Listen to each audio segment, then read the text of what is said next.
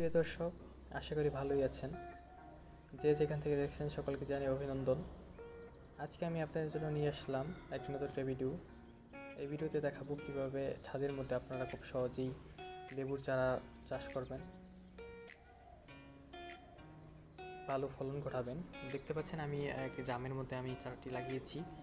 এই ড্রামের মধ্যে আমি তেমন কিছুই ব্যবহার করিনি, শুধু মাটি আর প্রাকৃতিক কিছু সার ব্যবহার করেছি যাতে মাটিটা উর্বর হয়।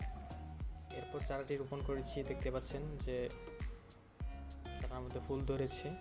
এই ফুলে লেবু ধরবে আস্তে আস্তে। লেবু ধরেছে কয়টা, আস্তে আস্তে কিন্তু বাড়তে থাকবে। আপনারা দেখতে পাচ্ছেন এই যে ফুল, আস্তে আস্তে ফলনটা বৃদ্ধি পাবে। এটা প্রথম শুরুর দিকে আস্তে আস্তে বৃদ্ধি পায়, শুরুর দিকে কমই থাকে। এই যে দেখতে পাচ্ছেন কত সুন্দর সুন্দর ফুল হয়েছে।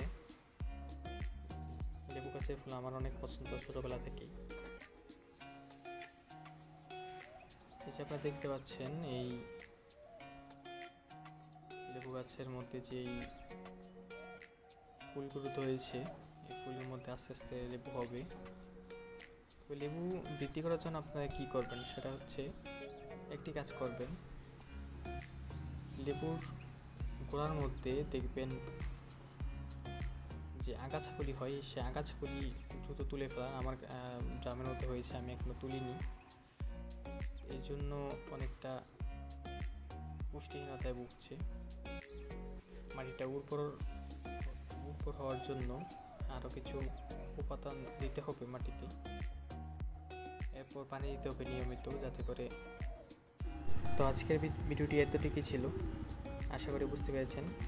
ধন্যবাদ সাথে থাকার জন্য।